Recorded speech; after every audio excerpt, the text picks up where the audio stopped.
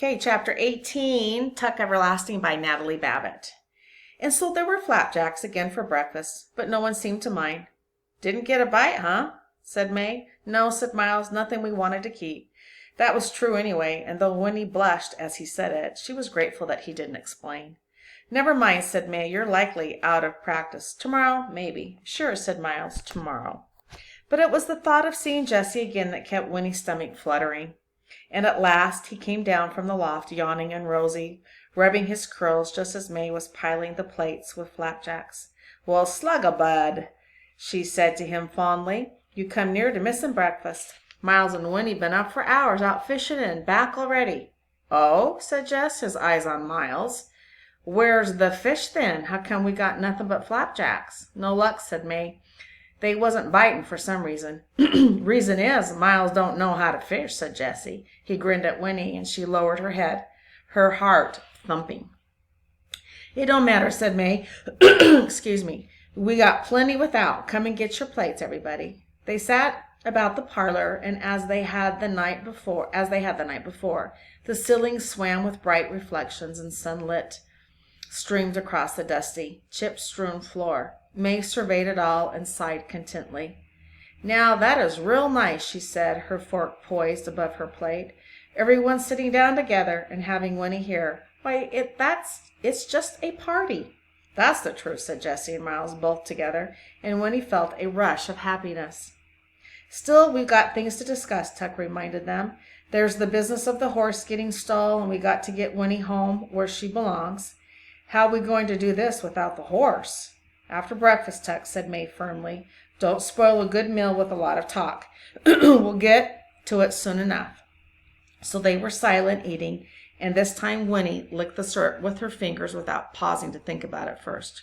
Her fears at last night's supper seemed silly to her now. Perhaps they were crazy, but they weren't criminals. She loved them. They belonged to her. Tuck said, How'd you sleep, child?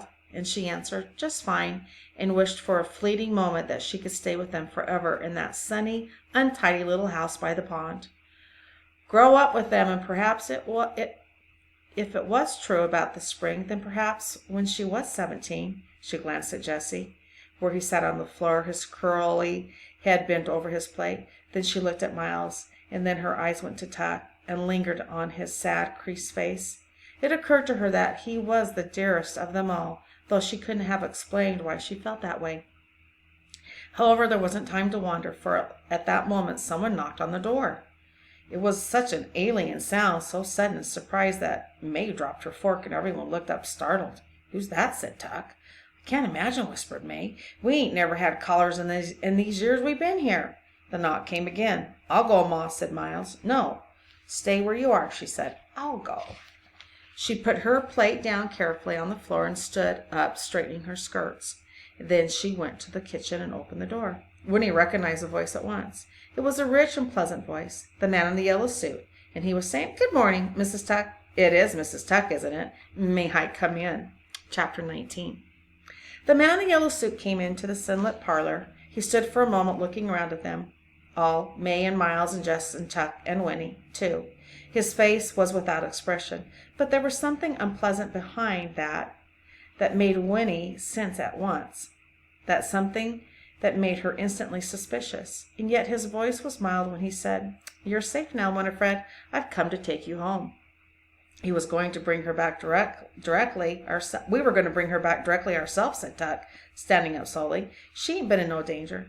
You're Mr. Tuck, I suppose, said the man in the yellow suit. I am, said Tuck formally, his back straighter than usual.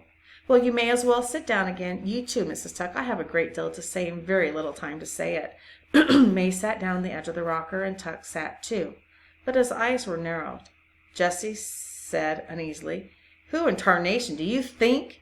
But Tuck interrupted. Hush, boy. Let him speak his piece. That's why, said the man in the yellow suit. I'll be as brief as possible. He took off his hat and laid it on the mantel, and then he stood tapping his foot on the littered hearth facing them. His face was smooth and empty. I was born west of here, he began, and all the time I was growing up, my grandmother told me stories. They were wild, unbelievable stories, but I believed them. They involved a dear friend of my grandmother's who married into a very odd family. married the older of two sons, and they had two children. It was after the children were born that she began to see that the family was odd. This friend of my grandmother's, she lived with her husband for 20 years, and strange to say, he never got any older. She did, but he didn't, and neither did his mother or his father or brother. People began to wonder about that family, and my grandmother's friend decided that at last they were witches or worse. She left her husband and came with her children to live at my grandmother's house for a short while. Then she moved west. I don't know what became of her, but my mother still remembers playing with the children. They were all about the same age. There was a son and a daughter. Anna, whispered Miles. May burst out. You got no call to come here and bring us pain. And Tuck added roughly, you got something to say, you better come to the point and say it. There now, said the man in the yellow suit. He spread his long white fingers in soothing gesture. Hear me out. As I've told you, I was fascinated by my grandmother's stories. People who never grew older. It was fantastic. It took possession of me. I decided to devote my life to finding out if it could be true, and if so, how and why. I went to school, I went to university, I studied philosophy, metaphysics, even a little medicine. None of it did me any good.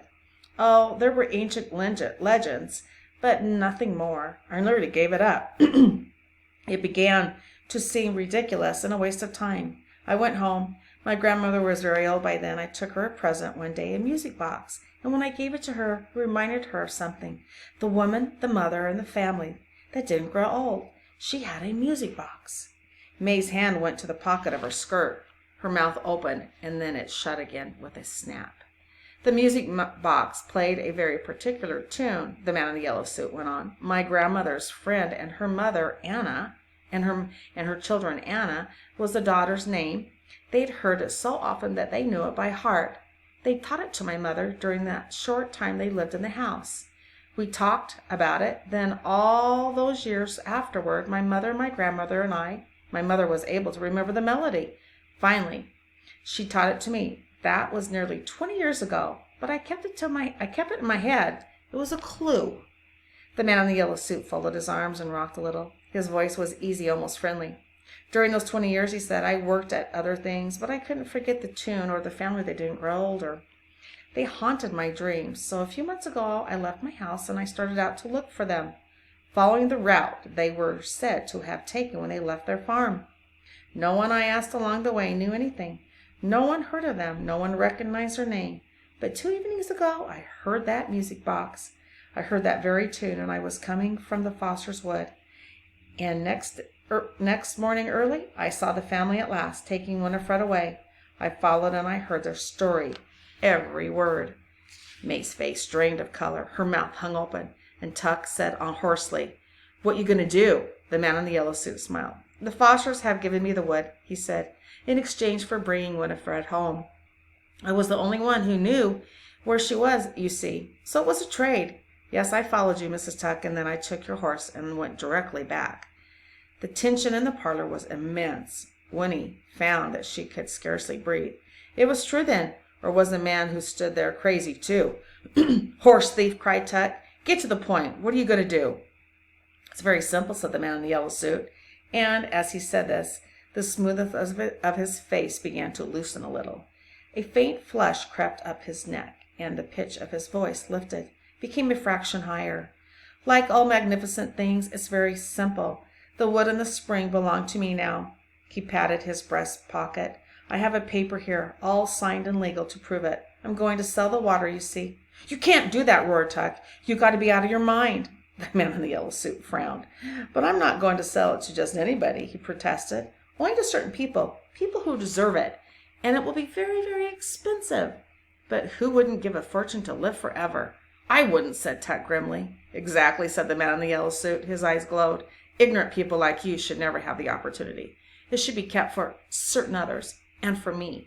However, since it's already too late to keep you out, you may as well join me in what I'm going to do. You can show me where the spring is and help me to advertise. We'll set up demonstrations, things that will be fatal to anybody else but won't affect you in the least. I'll pay you for your census, of course. It won't take long for the word to spread, and then you can go on your way. Well, what do you say? Jess said dully. Freaks! You want us to be freaks in a patient medicine show? The man in the yellow suit raised his eyebrows, and a nervous petulance came into his voice. Of course, if the idea doesn't appeal to you, he said, blinking rapidly, you'll need to be on with it. I can find the spring and manage just as well without you. But it seemed the gentlemanly thing to make the offer. After all, he nodded, looking around at the cluttered room. It would mean you could afford to live like people again instead of pigs. And that was when the tension burst. All four Tucks sprang to their feet at once, while Winnie, very frightened, shrank back in her chair. Tuck cried, You're a madman, a loony. You can't let anyone know about the water. Don't you see what would happen? I've given you your chance, shrilled the man in the yellow suit, and you've refused it. He seized Winnie roughly by the arm and dragged her up out of the chair. I'll take the child and be on my business. Tuck began to rave now, his face stretched with horror. Madam, he shouted, and Miles and Jessie began to shout too. They crowded after her as the man in the yellow suit dragged Winnie through the kitchen to the door. No, she was screaming, for now at last she hated him. I won't go with you, I won't. But he opened the door and pushed her out in front of him. His eyes were like blind fire points. His face was twisted. Then the shouting behind him stopped abruptly, and in the midst of the sudden silence came May's voice, flat and cold. You leave that child be, she said. When he stared, May was standing just outside the doorway. She held Tuck's long-forgotten shotgun by the barrel, like a club. The man in the yellow suit smiled a ghastly smile. I can't think I can't think why you're so upset. Did you really believe that you could keep the water for yourselves? Your selfishness is really quite extraordinary. And worse than that, you're stupid. You could have done what I'm about to do long ago. Now it's too late. Once Winifred drinks some of the water, she'll do just as well with my demonstrations. Even better, children are much more appealing anyway. So you may as well relax. There's nothing you can do to stop me. But he was wrong. May lifted the shotgun behind her. Miles gasped, Ma, no! But May's face was dark red. Not Winnie, she said between clenched teeth. You ain't going to do a thing like that to Winnie, and you ain't going to give out the secret. Her strong arm swung the shotgun around her head like a will. The man in the yellow suit jerked away, but it was too late.